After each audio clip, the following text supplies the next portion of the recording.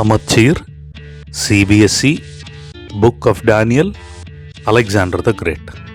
இவங்களுக்குள்ள என்னதான் சம்பந்தம்? வாங்க பார்க்கலாம்.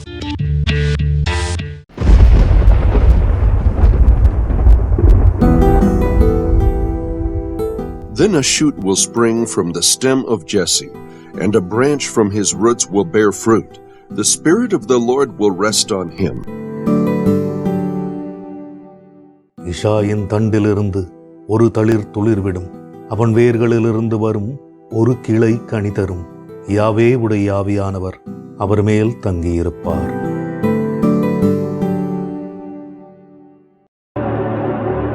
ஐசக் நியூட்டன் 2600 வருஷத்துக்கு முன்னே எழுதப்பட்டிருக்கும் புக் ஆஃப் டேனியலை பற்றி பல கருத்துக்கள் குறிப்பிட்டிருக்காரு.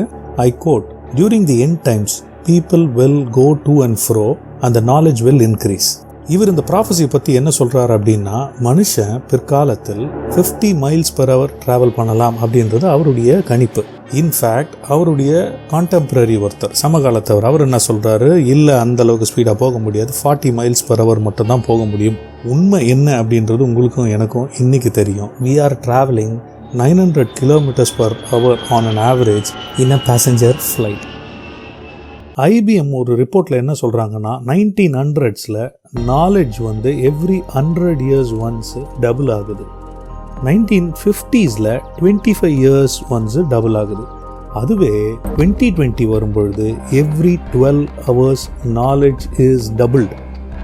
No wonder Facebook, Microsoft, Nvidia, it's all about virtual reality. Talk of the world என்னன்னு பார்த்தீங்கன்னா, தி மெட்டாவர்ஸ். கன்னியாகுமரியில் இருந்து சென்னையில் ஷாப்பிங் பண்ணலாம், இங்கே இருந்துக்கிட்டே எருசலேமுக்கு டூர் போயிட்டு வரலாம், கடைக்கு போகாமலே நகையினுடைய எல்லா டிசைன்ஸையும் பார்க்கலாம்.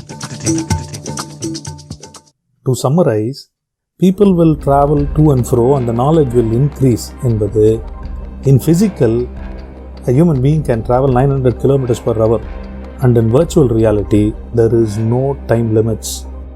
இதில் நிறைய ரிஸ்க்கும் இருக்குது. We will have an exclusive session on this in the coming days. யார் இந்த டேனியல்? வேற என்ன குறிப்பிடப்பட்டிருக்கு?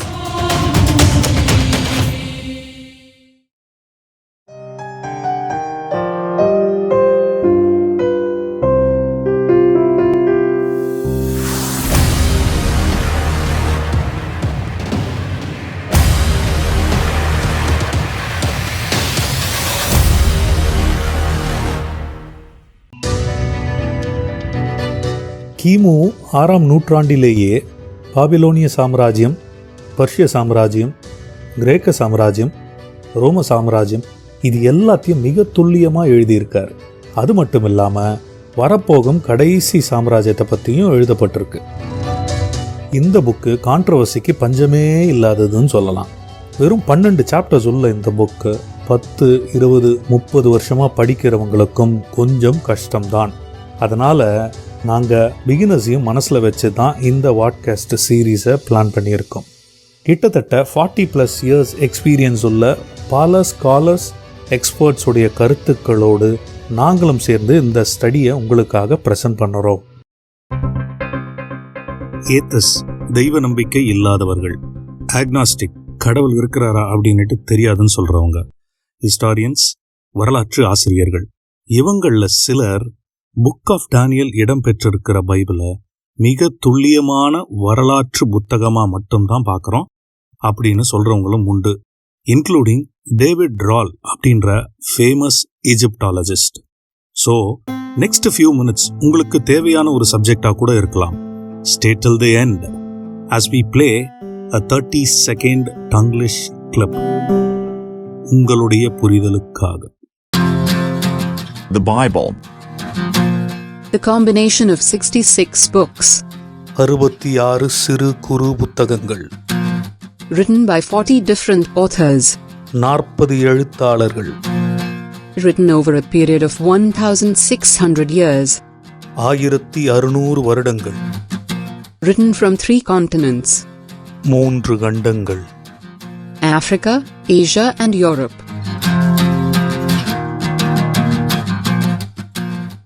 ஈஸியாக புரிஞ்சுக்கணும் என்பதற்காக இந்த ஸ்டடியை 2 பாகமாக பிரிச்சிருக்கிறோம். இன்றைக்கு பார்க்க போகிறது முதல் பாகம், location and non biblical sources, அதாவது பைபிள் அல்லாத ஆதாரங்கள். இது ஒரு 2-dimensional மேப். லெஃப்ட் டாப்ல we have United States of America and Canada. Right top we have Russia. Of course Russia கீழே China and India. Bottom most we have New Zealand and Australia. ஜென்ரலாக history தெரியணும் அப்படின்னாலே we should know the location. இந்த map தெரிஞ்சாதான் the book of Daniel புரியும் என்பது என்னுடைய ஒரு தாழ்மையான கருத்து. லெஃப்ட் டாப்ல we have கிரீஸ் அப்படின்னாலே நமக்கு ஞாபகம் வர்றது அலெக்சாண்டர் த கிரேட். அதற்கு ரைட் சைடில் we have டர்க்கியில் ஒரு சின்ன போட் மாதிரி போட்டிருக்கோம். அது சின்ன போட் இல்லை, it's a very large ship. நோவாவின் வெள்ளம் அப்படின்னு சொல்லுவாங்க. அந்த வெள்ளத்திற்கு பிறகு அந்த ஷிப்பு வந்து லேண்ட் ஆன இடம் மவுண்ட் அரரத். இந்த லொக்கேஷனை நீங்கள் கூகுள் பண்ணியும் பார்க்கலாம். அதற்கு கீழே அரண் அப்படின்னு மென்ஷன் பண்ணியிருக்கு. அரண் என்பது பைபிள் படிக்கிறவங்களுக்கு தெரியும். God gave a covenant to Abraham. நீ இந்த இடத்திலிருந்து கானான் தேசத்துக்கு போ அப்படின்னு சொன்ன ஒரு லொக்கேஷன், அதுவும் மாடர்ன் டே டர்க்கி. இது மட்டும் இல்லாமல் வெளிப்படுத்தின சுவிசேஷம் த புக் ஆஃப் ரெவலேஷனில் மென்ஷன் பண்ணியிருக்கக்கூடிய 7 சபைகளும் மாடர்ன் டே டர்க்கி தான். அந்த டர்க்கிக்கு வலது பக்கத்தில் பார்த்தீங்கன்னா யூ ஹேவ் ஈரான், அந்த காலத்தில் பர்ஷிய தேசம் அப்படின்னு சொல்லுவாங்க.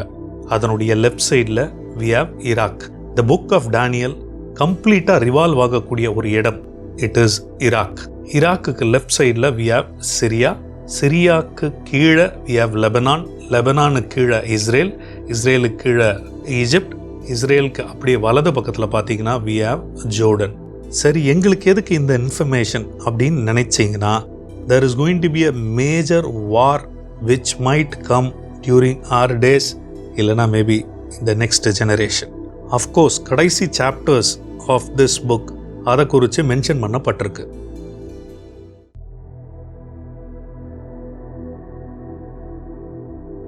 இந்த மேப் தமிழ்நாடு அரசாங்க புத்தகத்திலிருந்து எடுக்கப்பட்டது. Social science 9th standard 2021. முக்கியமான ஒரு சில குறிப்புகள். இந்த மேப்பில் 2 நதிகள் மென்ஷன் பண்ணப்பட்டிருக்கு. ஒன்று Euphrates and other one is Tigris. ஆதி ஆகமம் ஜெனசிஸ் புத்தகத்தில் 4 நதிகள் வந்து மென்ஷன் பண்ணப்பட்டிருக்கோம். அதில் 2 இங்கே இருக்குது, 2 காணவில்லை. பிப்ளிக்கல் ஸ்காலர்ஸ் என்ன சொல்கிறாங்க அப்படின்னா, நோவாவின் வெள்ளத்திற்கு பிறகு இவைகள் காணாமல் போயிருக்கலாம் என்பது அவர்களுடைய கருத்து. இந்த மேப்பில் 3 இடங்களை மார்க் பண்ணியிருக்கிறோம். ஒன்று ஈலாம், another one is யூஆர் ஊர், 3வது பாபிலோன். இந்த யூஆர் என்பதற்கும் தமிழ் ஊர் என்பதற்கும் ஏதாவது சம்பந்தம் இருக்கான்னு கேட்டால் இருக்கு என்பது என்னுடைய கருத்து. Not for this study, maybe in the future. இந்த வரைபடத்தில் 4 ஏரோமார்கள் நான் மென்ஷன் பண்ணியிருக்கிறேன். The first one Egypt, second Mesopotamia, 3வது இண்டஸ் வேலி சிவிலைசேஷன், 4வது சைனா. நம்ம பார்க்க போகிறது மெசபடேமியா. இந்த மெசபடேமியா என்பதை குறித்து தமிழ்நாடு புத்தகத்தில் பேஜ் நம்பர் 22 என்ன போட்டிருக்கு அப்படின்னா, refers to the region of Iraq and Kuwait in West Asia, அதாவது மாடர்ன் டே. சிபிஎஸ்சி புத்தகத்தில் இதனுடைய அர்த்தம் என்னவாக மென்ஷன் பண்ணப்பட்டிருக்குன்னா, this is a combination of 2 words, meso and potamia, which means the land between the rivers. சமச்சீர் புத்தகத்திலிருந்து 4 bullet points. The invention of the potter's wheel is credited to the Sumerians. அதாவது மண்பானையை கண்டுபிடித்தவர்கள் இவர்கள். 2வது, the oldest museum Enigaldi Nanna in Mesopotamia was established in 530 BC. இந்த oldest மியூசியத்தை நிறுவியது நெபோடைடஸ் அப்படின்றவருடைய மகள். அவங்க பேர் தான் எனிகல்டி நன்னா. இன்ஃபேக்ட் இவருக்கு ஒரு மகனும் இருக்கிறார்.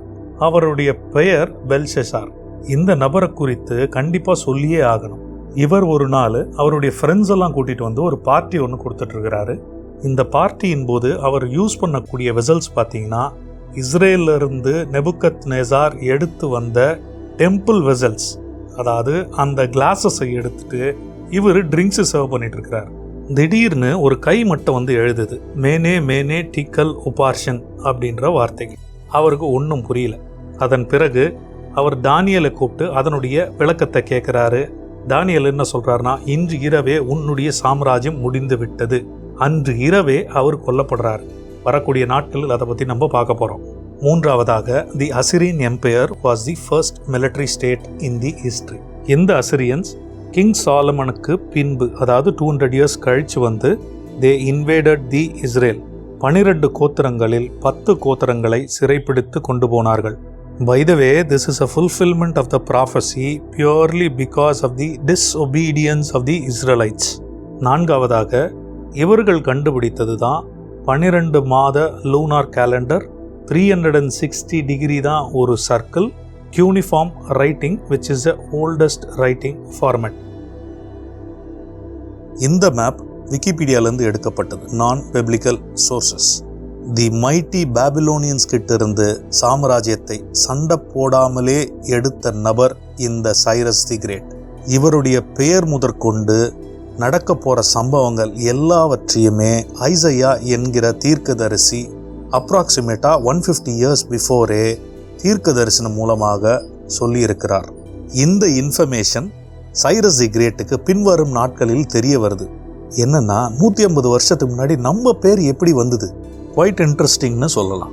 த same Cyrus the great Babylonian king நெபுகத்நேசாரால் சிறைப்பிடிக்கப்பட்ட மக்களை விடுவித்ததுமல்லாமல், நெபுகத்நேசார் இடித்த இஸ்ரேலைட்டருடைய டெம்பிளை ரீபில் பண்ணுறதுக்கு அனுமதியும் கொடுத்து ஆட்களையும் அனுப்பி பொருளுதவியும் செய்தவர் என்பது குறிப்பிடத்தக்கது.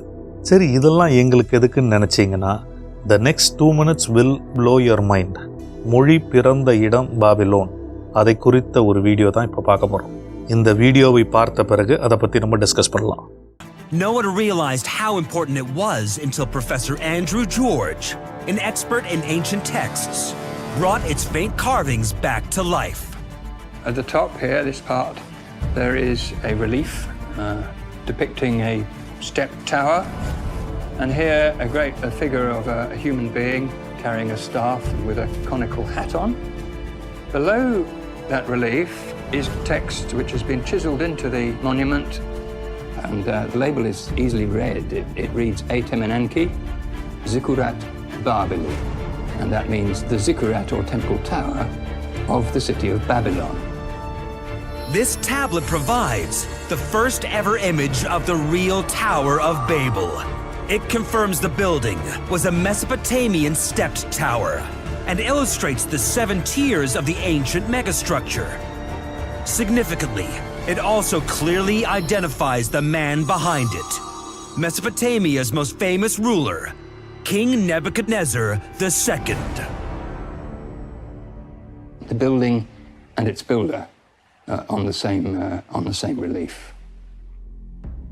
But while the images are extraordinary, the tablet's ancient text also reveals a detailed account of the tower's construction, and more importantly, how Nebuchadnezzar went about building it.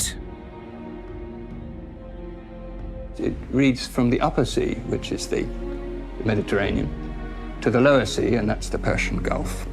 The far-flung lands and teeming people of the habitations are mobilized in order to construct this building of the Zikkurat of Babylon. Incredibly, this ancient account is identical to the biblical story of how the Tower of Babel was constructed. இந்த building structure தான் நம்ம வீடியோவில் பார்த்தோம். இப்போ அடுத்த ஸ்டெப்புக்கு போகலாம். இந்த பில்டிங் எங்கேயா பார்த்துருக்குறோமா? Temple towers Saidapet. பார்க்கறதுக்கு எப்படி இருக்கு? ஒரே மாதிரி இருக்கா? திஸ் டைப் ஆஃப் பில்டிங் சென்னையில் மட்டுமோ இந்தியாவில் மட்டுமோ இல்லை, உலகம் முழுக்க இருக்கக்கூடிய நாடுகளில் இந்த structure is available, including Mexico and China. இப்போ என்ன சொல்ல போகிறோம்? இந்த எபிசோட் ஒரு இன்ட்ரடக்ஷன் பார்ட் தான். இன்டெப்த்தாக நம்மளால் ஸ்டடி பண்ண முடியாது. வரும் நாட்களில் அதை குறித்து நம்ம படிக்க போகிறோம். ஆனால் செகண்ட் எபிசோடில் என்ன வரப்போகுது அப்படின்றதுனுடைய ஒரு ஓவர்வியூ. எரேமியா, எசேக்கியல், தானியல் இவங்க 3 பேரும் ஒன்றா வாழ்ந்தவங்க. இது எத்தனை பேருக்கு தெரியும்? ரெண்டாவது, அலெக்சாண்டர் த கிரேட் பர்ஷிய தலைநகரமான பெர்சபோலிஸை முற்றிலுமா எரிச்சு போட்டார். But why he didn't do that for Jerusalem? மூன்றாவது, அபாமினேஷன் ஆஃப் டெசலேஷன். கடைசி நாட்களில் ஒரு அருவருப்பான சம்பவம் இஸ்ரேலில் டெம்பிள்குள்ள நடக்கும் என்பது தீர்க்க தரிசனம். ஒரு சிலர் என்ன பண்றாங்க அப்படின்னா இது ஏற்கனவே நடந்து முடிஞ்சிருச்சு அப்படின்னு சொல்றாங்க. அதை குறிச்சும் பார்க்க போறோம். One last info.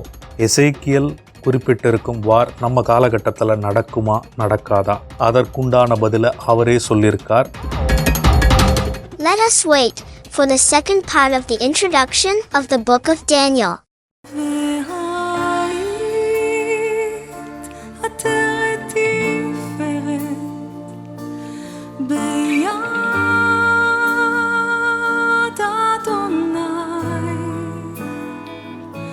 וצניף מלוכה